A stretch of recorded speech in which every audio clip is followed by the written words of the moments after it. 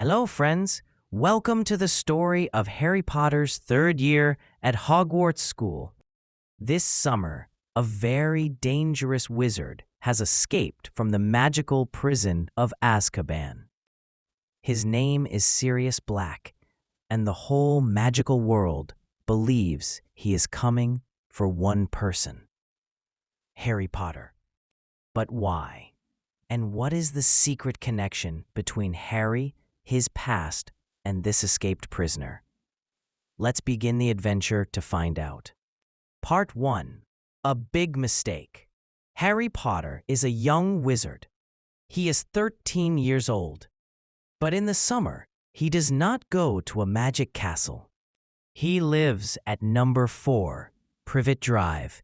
This is the house of his aunt, uncle, and cousin. They are the Dursley family. The Dursleys are muggles. Muggles are people with no magic. They do not like magic. They do not like Harry's magic world. They want Harry to be a normal boy. But Harry is not normal. He is a wizard. Harry's room in this house is very small. It is called a cupboard under the stairs. But now, he has a small bedroom. It is not a happy home for Harry. He feels lonely here.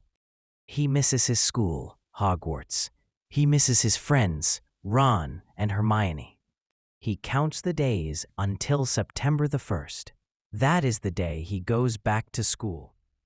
One hot summer day, Aunt Marge comes to visit.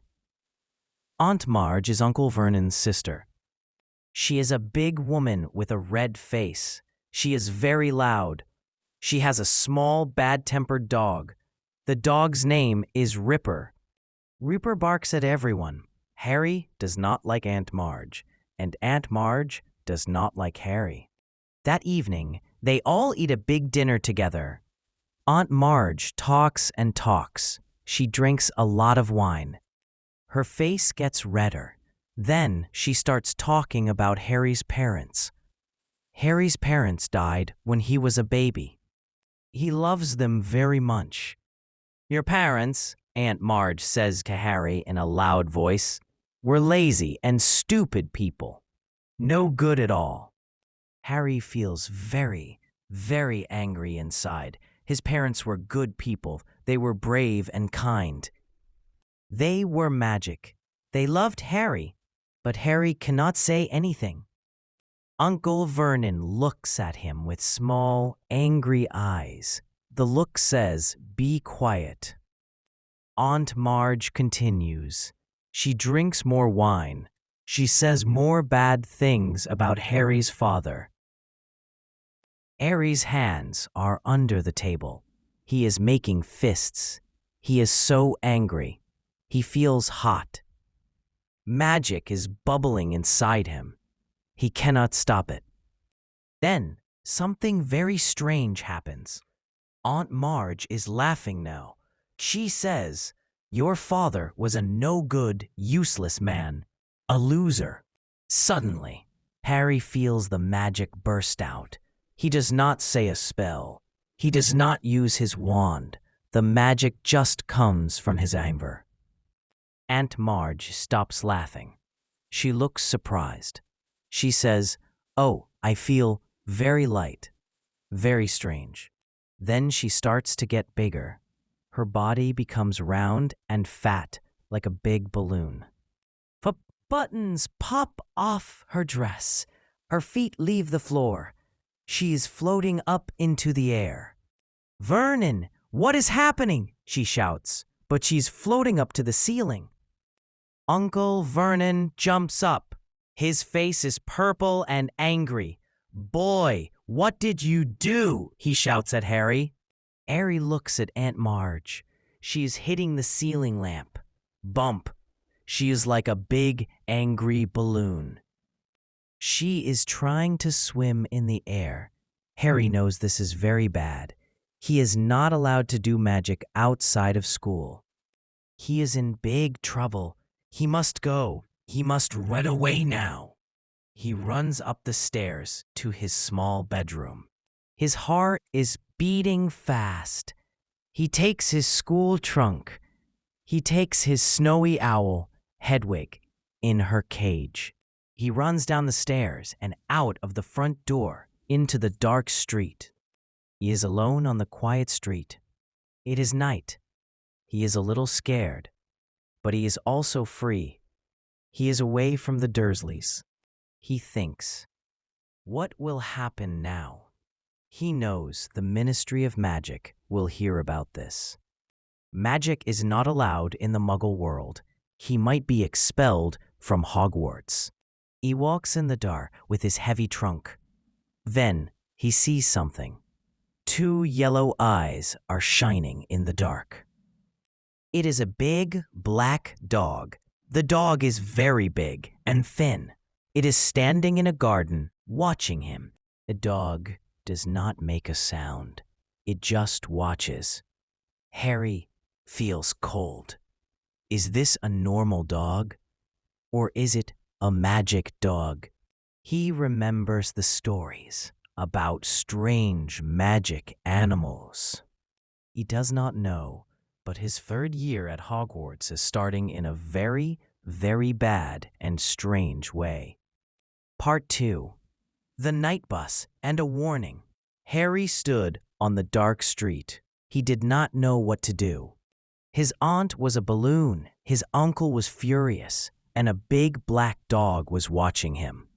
He felt scared and alone. He thought, I need to go somewhere. But where? He could not go back to the Dursleys' house. He needed a place to sleep for the night. He remembered the Leaky Cauldron. It was the magical pub in London. But how could he get there? He did not know how to use the Flu network from here. He could not fly on a broomstick. He didn't have one with him. He started walking, pulling his heavy trunk. The wheels made a loud noise on the quiet street. Rumble, rumble, rumble. He looked behind him. Were the yellow eyes still there? Yes, the big black dog was following him. It was walking slowly, far behind, but it was there. Harry walked faster. Suddenly, he heard a loud bang. 2 bright, round lights appeared at the end of the street. They were coming very fast. Harry jumped onto the grass, afraid.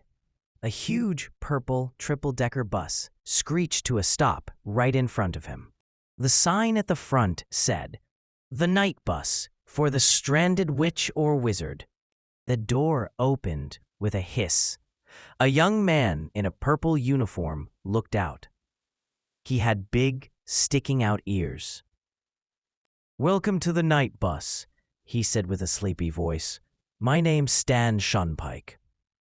We can take you anywhere you want. Just hold out your wand hand." I need to go to London," Harry said. "To the Leaky Cauldron." "No problem," said Stan. 11 sickles for a hot chocolate, 13 for a hot water bottle, and a toothbrush. Harry climbed onto the bus.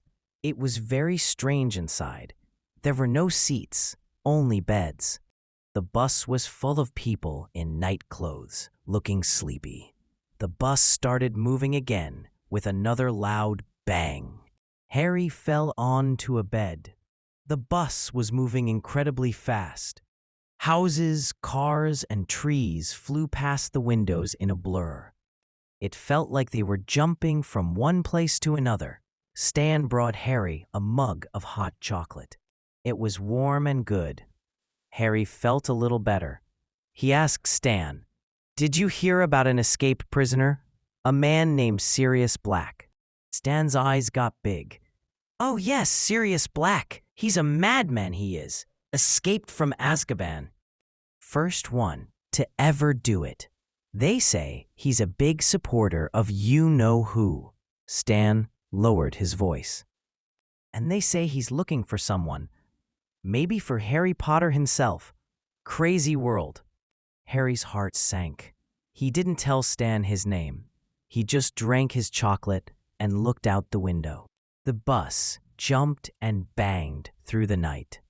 Very soon, with one final loud crash, The bus stopped in front of a small, old pub in London. It was the Leaky Cauldron.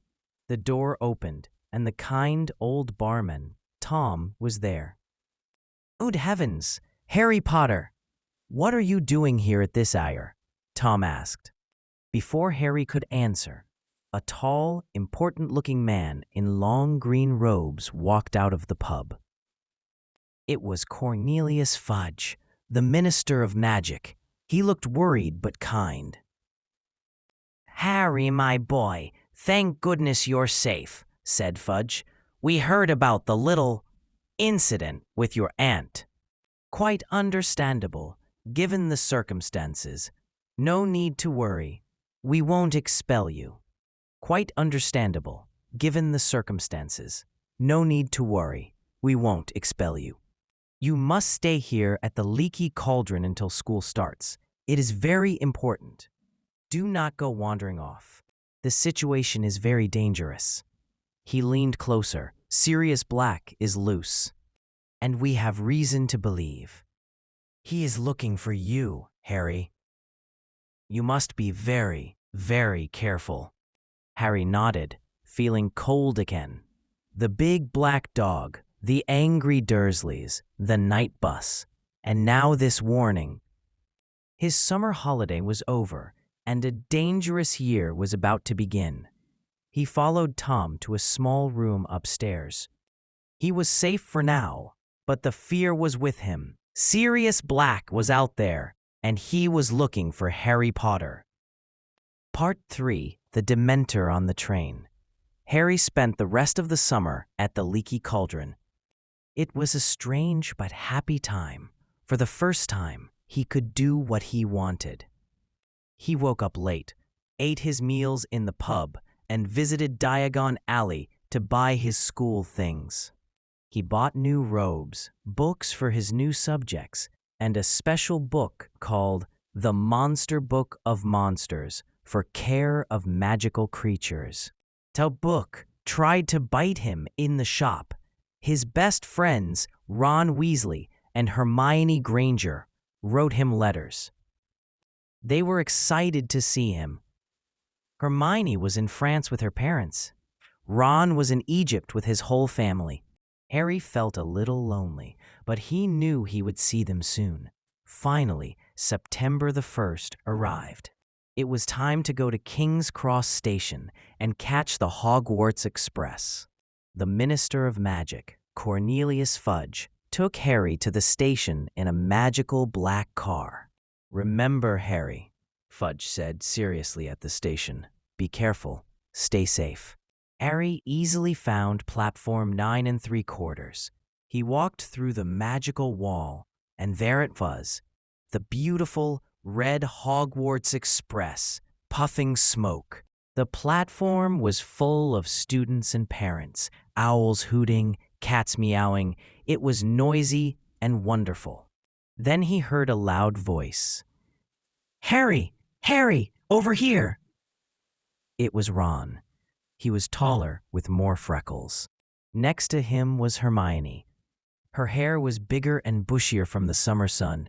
Harry ran to them, his heart full of joy. They were all talking at the same time. "Did you really blow up your aunt?" Ron asked, his eyes wide. "Ron, that's not polite," Hermione said, but she also looked at Harry, very curious. They got on the train and found an empty compartment. They talked about their holidays. Ron showed Harry pictures from Egypt. Hermione told them about all the books she had already read for their new classes.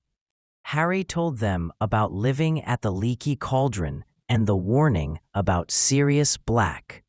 Ron's face went pale. "Blimey, Harry. Dad said Black's really dangerous. They're putting Dementors all around the school for protection." "Dementors?" Hermione asked, looking worried. "But they're horrible. They guard Azkaban. They suck out all the happiness."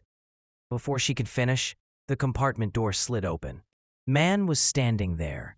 He looked tired and ill. His robes were old and patched, but he had a kind, gentle smile. "That's Professor R.J. Lupin," Hermione whispered. His name is on his suitcase. He must be on new defense against the dark arts teacher. The train moved north. It started to rain. The sky outside the window became dark gray. It got colder inside the compartment.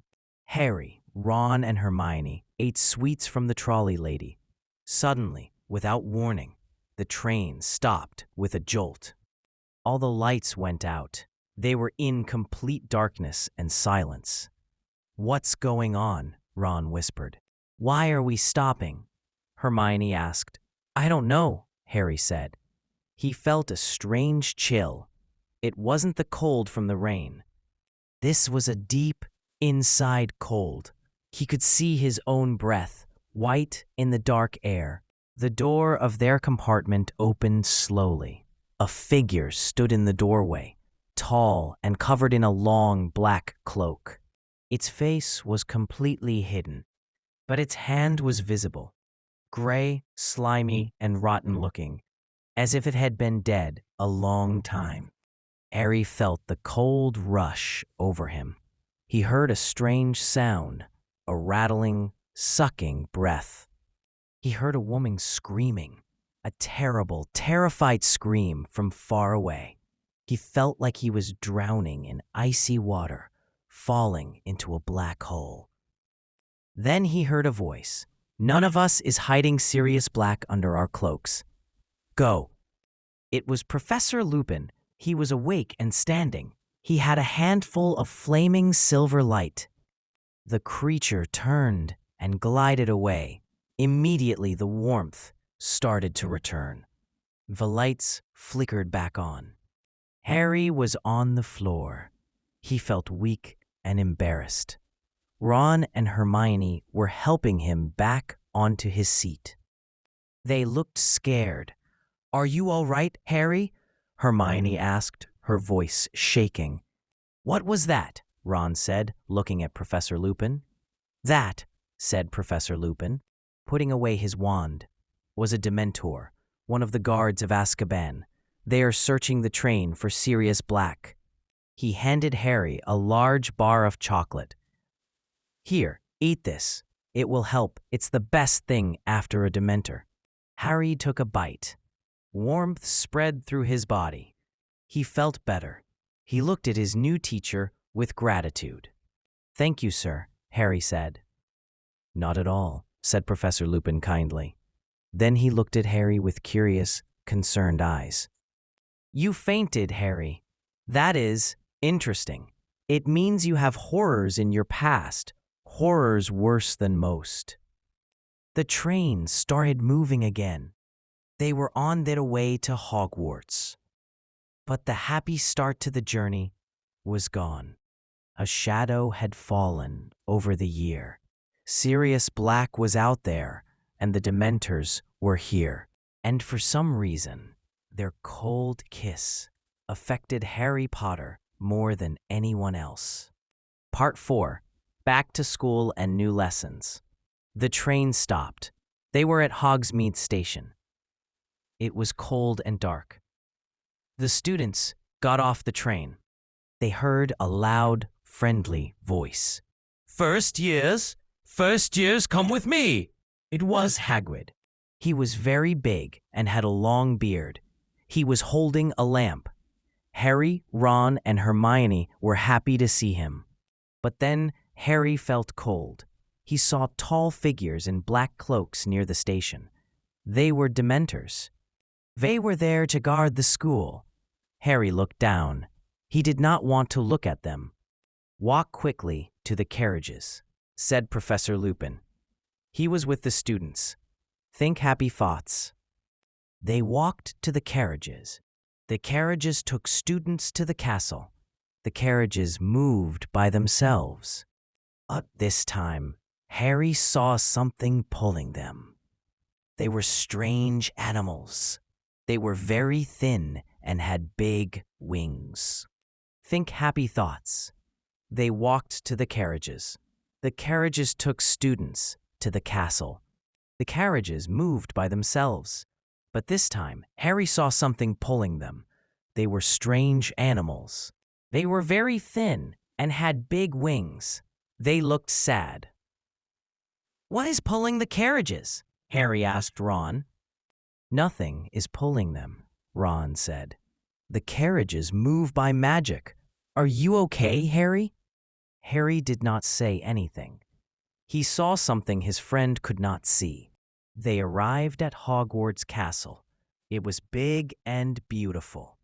The great hall was full of light. There were hundreds of candles floating in the air. The ceiling looked like the night sky. They sat at the Gryffindor table. Harry felt warm and safe. They ate a big feast. There was chicken, potatoes, pies, and pudding. It was very good. After the feast, Professor Dumbledore stood up. Everyone became quiet. "Welcome back to Hogwarts," he said. "I have some things to say. First, the school has Dementors for protection. They are at all the doors. No student can leave the school. Do not go near the Dementors. They are dangerous." Then he smiled. "Now, good news. We have 2 new teachers. First, Professor Lupin. He will teach defense against the dark arts." Everyone clapped. Professor Lupin smiled. He looked kind. "Second," Dumbledore said, "Professor Hagrid will be the new Care of Magical Creatures teacher." The Gryffindor table clapped very loud. Harry, Ron, and Hermione were very happy for their friend. Hagrid's face was red. He was shy. The next day, they had their first Care of Magical Creatures class. The class was outside, near Hagrid's little house. "Come here, everyone. Look at this," Hagrid said. He was very excited. Next to him was a strange animal. It had the back legs of a horse. It had the front legs, head, and wings of a big eagle. It was big and proud. The students were nervous. Hagrid explained what to do. "You must be polite to a hippogriff," he said. "First you bow. You look into his eyes. You wait. If he bows back, you can go close, you can touch him. Maybe you can ride him." No one wanted to go first. Then Harry walked forward. "Good, Harry," Hagrid said. Harry looked at Buckbeak. He bowed. He waited. Buckbeak looked at Harry. Then Buckbeak bowed too. Harry was happy. "Very good," Hagrid said. "Now you can go close." Harry walked to Buckbeak. He touched his beak. It was smooth. "Now," Hagrid said, "who wants a ride?" "I do," Harry said. Hagrid helped Harry get onto Buckbeak's back. "Hold on here. Do not pull his feathers." Then Buckbeak started to run. He opened his big wings. They flew up into the sky. Harry was flying on a hippogriff. It was amazing. They flew around the field. The castle was small below them. Then they came back down. Harry got off. He had a big smile. Then Draco Malfoy walked forward. He looked angry. "This is easy," Malfoy said. He did not bow. He walked straight to Buckbeak. He was not polite. "Be careful, Malfoy," Hagrid said. But it was too late. Buckbeak felt angry. He did not like Malfoy. He lifted his foot. He hit Malfoy's arm with his claws. Hagrid ran to help. He was very worried. "You silly boy, I told you to bow." Hagrid took Malfoy to the hospital. The class was finished. Harry, Ron, and Hermione looked at Buckbeak. The class was finished. Harry, Ron, and Hermione looked at Buckbeak. The hippogriff was not bad. Malfoy was not polite. But now, Buckbeak was in big trouble. They felt sad for their friend Hagrid and for Buckbeak. It was a bad start to the new year. Part 5. Learning to Fight the Darkness. After the problem with Buckbeak, Harry felt worried. He talked to Ron and Hermione. "Hagrid is very sad," Harry said, "and Buckbeak is in danger. Malfoy's father is an important man. He is angry." Hermione looked serious. "We must help Hagrid," she said. "We can look for information. We can find a way to save Buckbeak." But first, they had other lessons. They had their first class with Professor Lupin. Everyone was curious about the new defense against the dark arts teacher. The class was in an old classroom. Professor Lupin was waiting for them. He smiled. He looked kind, but also a little tired. "Good afternoon," he said. "Please put your books away. Today, we will have a practical lesson. We will do magic, not just read about it." The students were happy. They liked practical lessons. "Follow me, please," Professor Lupin said. They followed him. He did not take them to a normal classroom. He took them to the teacher's lounge. It was a comfortable room with old chairs, but in one corner, there was a big old wardrobe. The wardrobe was shaking. "What is that?" asked Ron. "This," said Professor Lupin, "is a boggart. A boggart is a creature. It likes dark, small places. It changes shape. It becomes the thing you fear the most." "So how do we fight it?" asked a student. "You fight a boggart with laughter," Professor Lupin explained. "You must make it look funny. There is a simple spell. The spell is ridiculous. You say it, and you think of something funny. The boggart becomes funny, not scary." He looked at the class. "Who wants to try first?" No one moved. Then Neville Longbottom stepped forward. "But Professor Snape," Neville said quietly. Many students laughed. Professor Snape was their potions teacher. He was very strict and often angry. "Okay," said Professor Lupin. "Think of Professor Snape, but in funny clothes. Maybe in your grandmother's clothes and hat. Can you imagine that?" Neville smiled a little. "Good. Now, when the boggart comes, say the spell. Ridiculous. And think of the funny picture." Professor Lupin opened the wardrobe door. Out came a figure. It was Professor Snape. He looked very angry. He walked toward Neville. Neville lifted his wand. His hand shook. "Ridiculous," he shouted. Pop! The angry Professor Snape was now wearing a long green dress. He had a big hat with flowers. He had a big red handbag. The whole class laughed loudly. The boggart Snape looked confused. Then it disappeared back into the wardrobe. "Excellent, Neville," Professor Lupin said. "Very good. Many students tried." The boggart became many scary things. A giant spider, a snake, a ghost. Each time, the student used the spell and made it funny. The room was full of laughter. Then it was Harry's turn. He walked forward. He was ready. But Professor Lupin quickly moved in front of him. "Me next," said Professor Lupin. The boggart changed. In front of Professor Lupin, it became a bright, white, round ball in the sky. It was the full moon. Professor Lupin said the spell quickly. "Ridiculous." Pop! The full moon became a white balloon. It flew around the room and then popped. The boggart went back into the wardrobe. The lesson was finished. "Very good work, everyone," Professor Lupin said. 5 points to Gryffindor for each person who tried. The students left the room, talking and laughing. Harry was a little confused. Why did Professor Lupin stop him? What did Lupin think Harry's biggest fear was? After the class, Professor Lupin called Harry. "Harry, can I talk to you, please?" "Yes, Professor," Harry said. "I wanted to ask you about the train," Professor Lupin said kindly. "When the Dementor came, you heard something, didn't you?" "You heard a woman screaming." Harry was surprised. "Yes, how did you know?" Dementors affect people who have bad memories, Professor Lupin explained.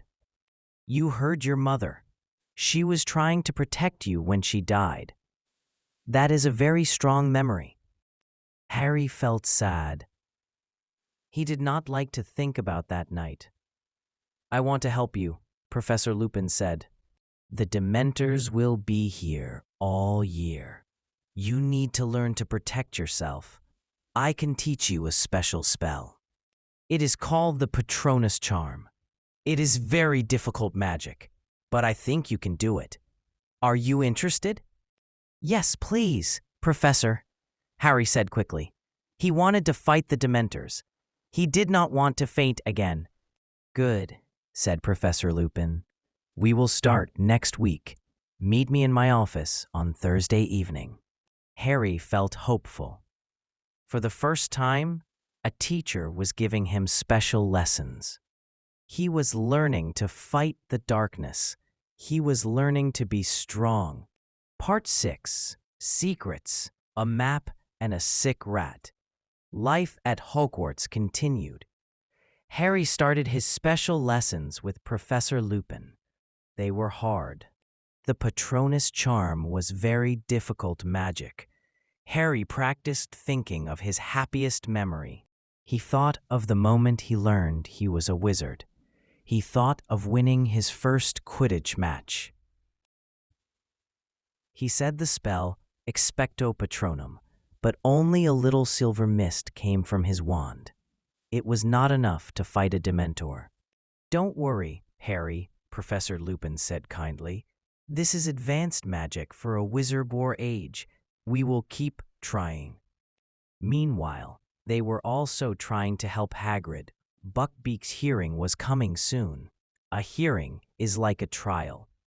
People would decide if Buckbeak was dangerous and should be punished. Hagrid was very, very sad. You must help me write my case, Hagrid said to Harry, Ron, and Hermione. His eyes were wet.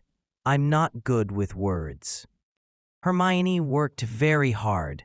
She read many big books about magical law. She helped Hagrid write a strong letter for the committee. Ron's pet rat, Scabbers, was not well. The rat was old. He had been in Ron's family for 12 years. Now Scabbers looked thin and tired. He was losing his fur. Ron was worried. Maybe I should take him to the hospital wing, Ron said, but it's just a rat. One evening, they were in the Gryffindor common room. It was warm and cozy by the fire. Fred and George Weasley, Ron's older brothers, came in. They were smiling their usual troublemaker smiles. Hey, Harry, George said. We have something for you. What is it? Harry asked. Fred took out a piece of old blank parchment from his pocket. This, he said, is a little tool we found in our first year. We don't need it anymore. We think you might find it useful. It looks like nothing, Ron said, looking at the empty paper. Ah, but it's not, said George. He took out his wand. He touched the parchment and said, I solemnly swear that I am up to no good. Suddenly, ink lines spread across the paper like spider webs. Words appeared at the top. Messrs. Mooney, Wormtail, Padfoot, and Prongs, purveyors of aids to magical mischief makers, are proud to present the Marauder's Map. Then, a perfect, detailed map of Hogwarts Castle appeared. Harry saw every room, every corridor, every secret passage. And, most amazing of all, he saw tiny dots moving around the castle. Each dot had a name. Look, Harry whispered, amazed. That's Professor Dumbledore in his office. That's Peeves the poltergeist. And that's us in the Gryffindor Tower. Ron and Hermione looked over his shoulder, their mouths open. It shows everyone, Hermione asked, worried. Where they are? What they are doing? Always, said Fred. Brilliant, said Ron. But you must be careful, George said seriously. When you finish, tap it. and say, "Mischief managed." Then it becomes a blank parchment again. If a teacher finds it, they will take it. "Don't let Professor Snape see it," Fred added. "He never liked us." Harry thanked them. He was very happy. This map was an amazing secret. That night, Harry looked at the map in his bed. He looked for interesting things. He saw Professor Snape walking to Professor Lupin's office. That was strange. Then he saw a name that made him sit up straight. Peter Pettigrew. The name was in a corridor, moving. But that was impossible. Peter Pettigrew was dead. He was a hero. Everyone said he was a friend of Harry's father, and that Sirius Black killed him 12 years ago. Why was his name on the map? He woke Ron up. "Ron, look at this. Peter Pettigrew is on the map." Ron was sleepy. "Don't be silly, Harry. That's the man Black murdered. It's a mistake on the map. Or a ghost. Go to sleep." But Harry looked again. The name was gone. He was confused. Was the map wrong? Or was something very strange happening at Hogwarts? He looked at Ron's sleeping rat, Scabbers, in his cage. The rat looked very weak and old.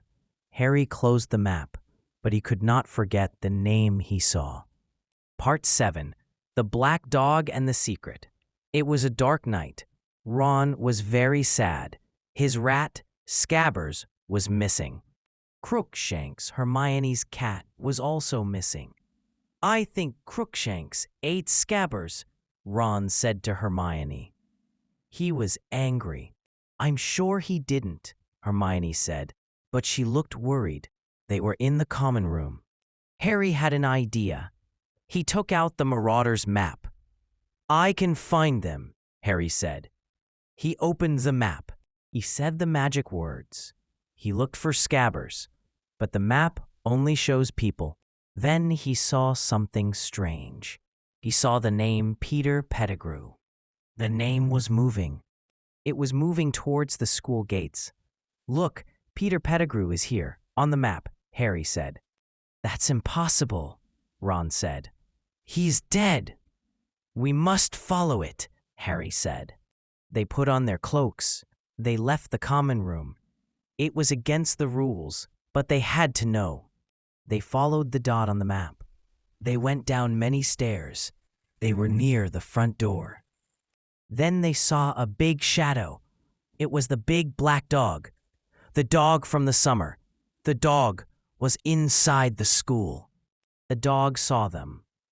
It ran. It ran out of the open front door. They ran after it. Outside, it was very cold. The dog ran fast. It ran to the Whomping Willow. The Whomping Willow is a dangerous tree. It hits people. But the dog was not afraid. It ran to the tree. It put its paw on a part of the tree. The tree stopped moving. The dog went into a hole under the tree. Harry, Ron, and Hermione stopped. "What do we do?" Hermione asked. "We go in," Harry said. They ran to the tree. Harry touched the same part of the tree. The tree was still. They saw the hole. It was dark. "I will go first," Harry said. He went into the hole. Ron and Hermione followed. The hole was a tunnel. It was dark and dirty. They crawled for a long time. Then they saw light. They came out in a room. It was an old, broken house. It was the Shrieking Shack. In the room, they saw the big black dog. And they saw Ron. Ron was on the floor. His leg hurt. Ron, Hermione ran to him. Then something amazing happened. The big black dog started to change. It got bigger. It was not a dog anymore. It was a man. The man was thin. He had long, dirty hair. He wore old clothes. He looked very tired. It was Sirius Black. Harry took out his wand. "Don't move," he said. But Sirius Black did not look angry. He looked at Harry. "I am not going to hurt you," he said. His voice was quiet. He pointed at Ron. "I want the rat," he said. "The rat? Scavers?" Ron said. "Why? That rat is not a rat," Sirius Black said. Then another person came into the room. It was Professor Lupin. He saw Sirius Black and smiled. "Sirius," he said. "Remus," Sirius Black said. Harry was very confused. "Professor, he is a bad man. He wants to kill me." "No, Harry," Professor Lupin said. "He is not a bad man. We made a mistake. A big mistake." Sirius Black looked at Ron. "Please, the rat." Ron was scared. He took Scavers out of his pocket. The rat looked sick and afraid. Then Professor Lupin said, "Wait, let us show you." He looked at the rat. He said, "Peter, show yourself." And then the rat started to change. It got bigger. It was not a rat. It was a man, a short, fat man with small eyes. He looked very, very afraid. This man was Peter Pettigrew, the man who was dead. But he was not dead. He was here. Part 8, The Story and the Escape. They were all in the old dusty room. Peter Pettigrew was on the floor, shaking. Sirius Black looked at him with angry eyes. Professor Lupin stood between them. "Now we will tell you the true story," Professor Lupin said to Harry, Ron, and Hermione. "It is a story from 12 years ago." He sat down. He looked tired but kind. "A long time ago, your father, James Potter, had 3 best friends," Lupin said to Harry. "Their names were Sirius Black, Peter Pettigrew, and me, Remus Lupin." Harry looked at Sirius Black. This man was his father's friend. "We were like brothers," Sirius Black said. His voice was soft. "We did everything together at Hogwarts. Then Lord Voldemort was strong," Lupin continued. "He wanted to kill your family, Harry. Your parents had to hide. They used a powerful magic called the Fidelius Charm. This magic hides a secret inside a person. That person is called the Secret Keeper. Only the Secret Keeper can tell where your parents were." He looked at Pettigrew, then at Sirius. Everyone thought Sirius Black was the Secret Keeper. It was a good plan. But at the last minute, they changed the plan. They made Peter Pettigrew the Secret Keeper. Sirius Black pointed at Pettigrew. He was the traitor. He told Voldemort where to find James and Lily. Then he killed 12 muggles, made a big explosion, and changed into a rat. He cut off his own finger to make everyone think he was dead. And they thought I did it. They put me in Azkaban. Peter Pettigrew cried. "I was scared. He was too strong. What could I do?" "You could have died," Sirius shouted. "You could have died like a hero, like James and Lily, but you chose to be a rat." Harry's head was spinning. All these years, he hated Sirius Black. But Black was innocent. Pettigrew was the bad one. "Pettigrew lived as a pet rat in Ron's house. We need to take him to the castle," Lupin said. "We need to tell the truth. Then Sirius will be free." They decided to go back, but then something bad happened.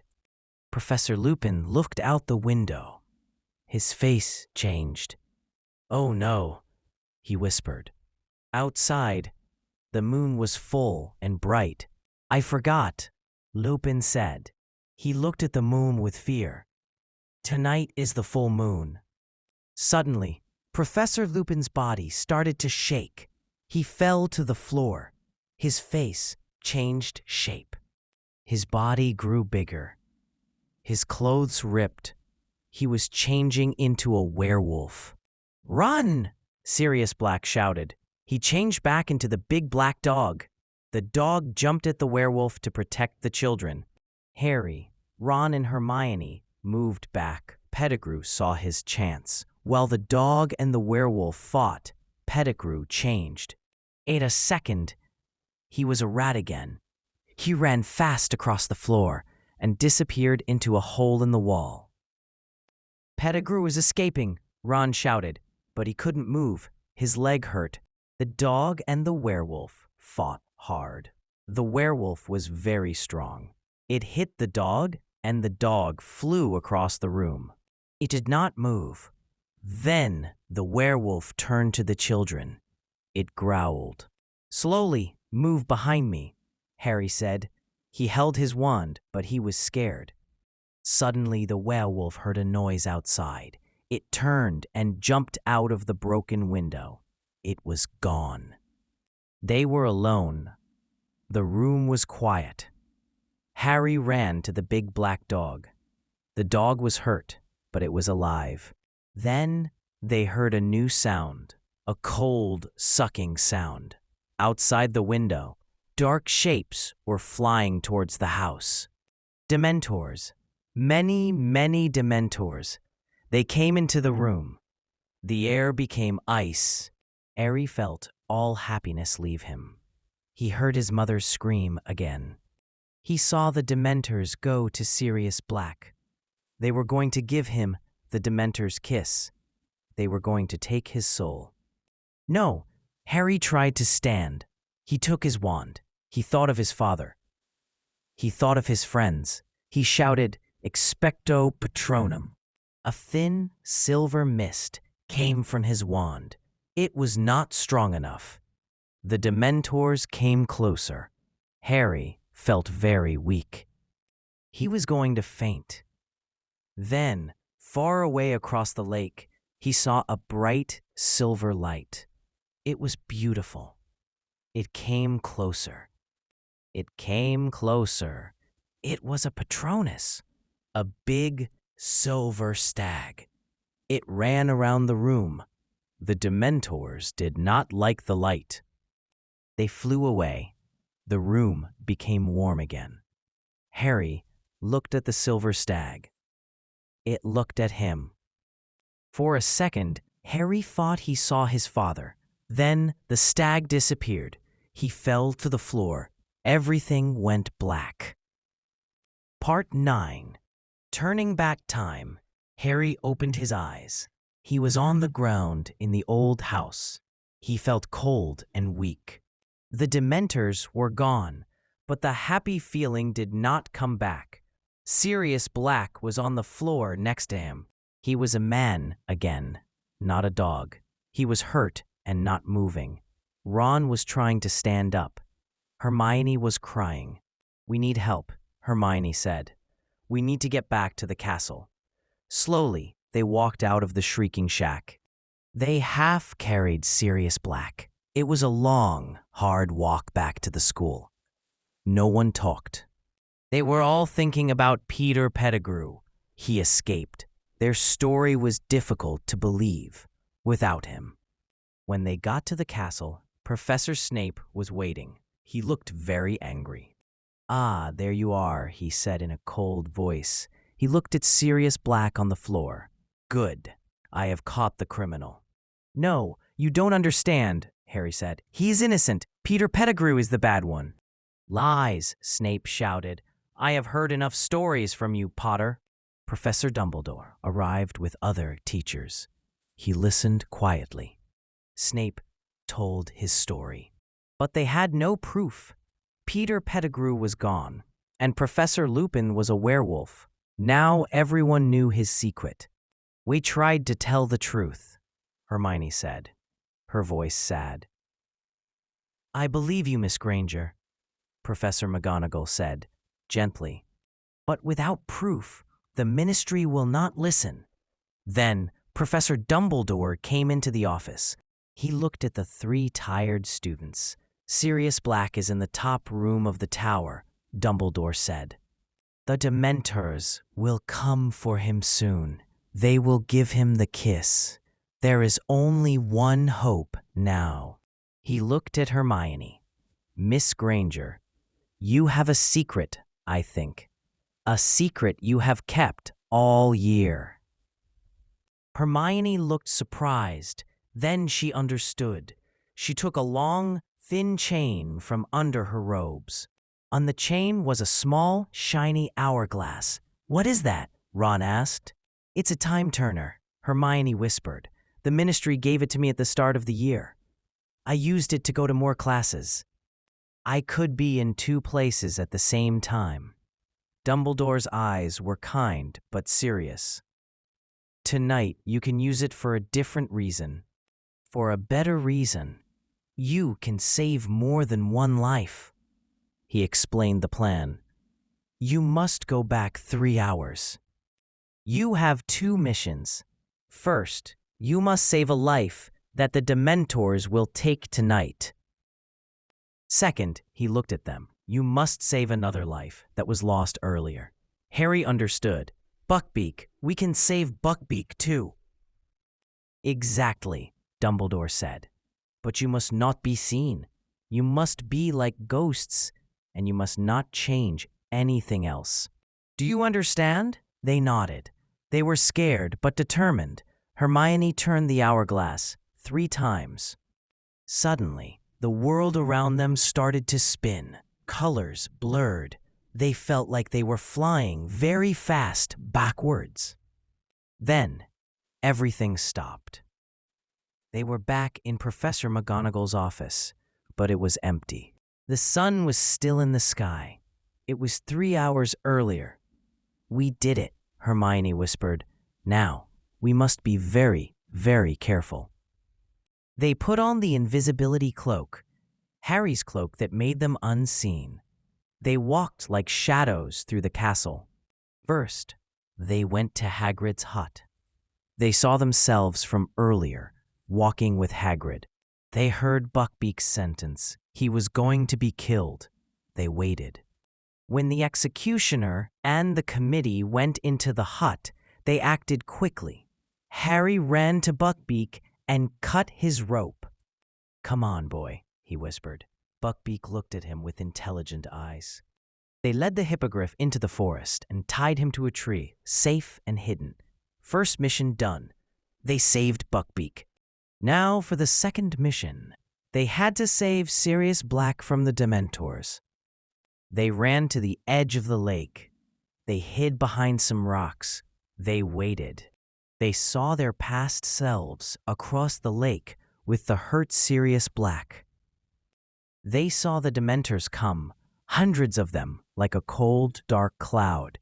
They saw their past selves try to fight. They saw Harry's weak Patronus fail. They saw the Dementors move in for the kiss. Now, Harry, Hermione whispered, it has to be you. Harry ran out from behind the rocks. No one could see him under the cloak. He stood at the water's edge. He saw the Dementors closing in on his friends and Sirius. He saw himself fall to the ground. He took a deep breath. He thought not of happy memories, but of strong ones. He thought of his parents' love. He thought of his friends' loyalty. He thought of knowing the truth. He felt a powerful warmth in his chest. He raised his wand and shouted with all his heart, Expecto Patronum. A blinding, silver light shot from his wand. It was not a mist. It was a solid, beautiful, powerful creature.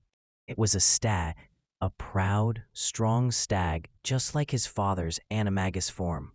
The silver stag ran across the water. Its light was so bright, so warm, the Dementors hated it. They scattered like dark smoke in the wind. They flew away, defeated.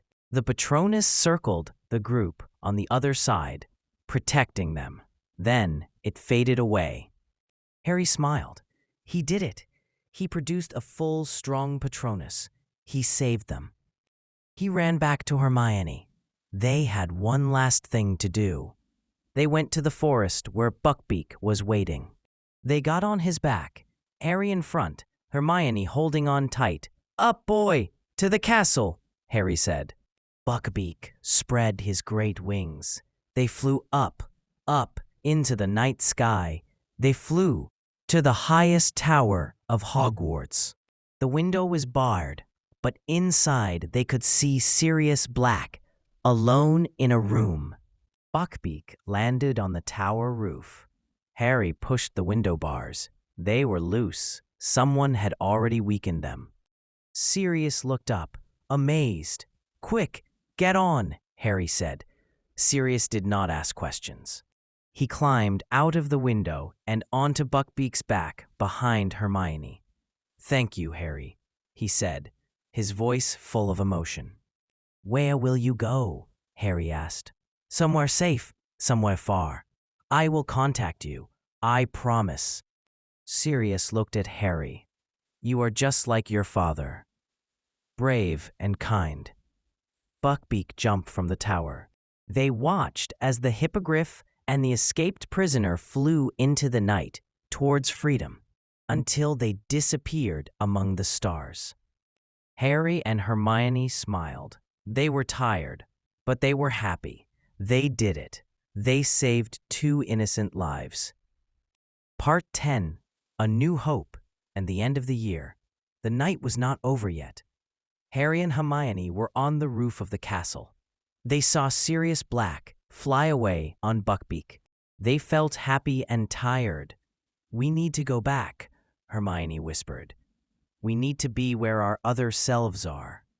They went back to the hospital wing. They took off the invisibility cloak.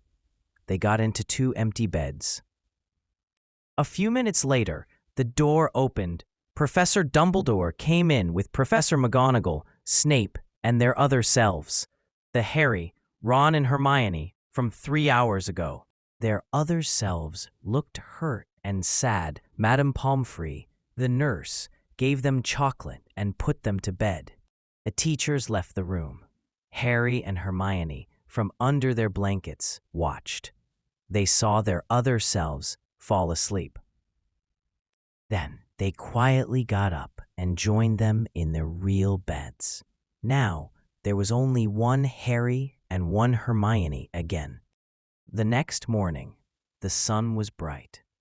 Harry, Ron, and Hermione woke up. Ron's leg was bandaged. He was confused about the night before. The Dementors, Sirius Black. "Where is he?" Ron asked. "We don't know," Harry said, and he looked at Hermione. They had a secret. Professor Dumbledore came to visit them. He looked at Harry and Hermione. There was a little smile in his eyes. "Good morning," he said. "I have some news. The Dementors searched the grounds all night. They did not find Sirius Black. It seems he escaped." Ron's mouth fell open. "Escaped? How?" "That is a mystery," Dumbledore said calmly. "But there is more news. The executioner went to kill Buckbeak last night. But Buckbeak was gone. He also escaped." Harry tried not to smile. "That's wonderful," Hermione said. Dumbledore looked at them. "Sometimes," he said slowly, "when things look very dark, happiness can come from unexpected places. And the truth has a way of showing itself, even if it takes time." They understood. He knew their secret. The last days of the school year were peaceful. The sun was warm. Exams were finished. Students relaxed by the lake. Harry told Ron the whole true story about Peter Pettigrew, the Time Turner, saving Buckbeak and saving Sirius. Ron was very surprised. "So Scabbers was really a bad man?" Ron said, shaking his head. "And Sirius Black is a good man? And you saved him with a hippogriff? Wow." "Yes," Harry said, "and now he is free." One evening, an owl came to Harry. It was a big, black owl. It brought a letter and a small package. The letter said, "Dear Harry, I am safe. I am far away. Thank you. You saved my life. You gave me my freedom." Oh, your father would be so proud of you. You are a brave and true wizard. Your godfather, Sirius. Harry opened the package. Inside was a small magical mirror. When Harry looked into it, he saw not his own face, but a room. He saw Sirius Black smiling and waving. It was a two-way mirror. Harry could talk to Sirius any time. Harry felt a warm feeling in his heart. For the first time in his life, he had family. Someone who really cared about him. On the train back to London, Harry, Ron, and Hermione sat together. They talked and ate sweets. It was a very strange year, Hermione said. Yes, Ron said. Dementors, werewolves, escaped prisoners, and time travel. But it was a good year, too, Harry said.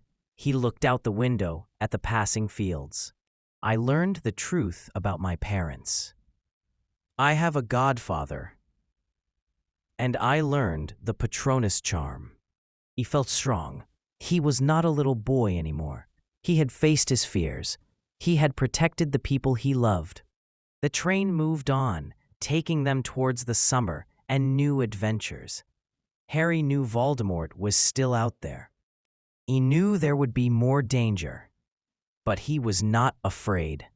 He had his friends, he had his godfather, and he had himself, Harry Potter, a wizard with a brave heart.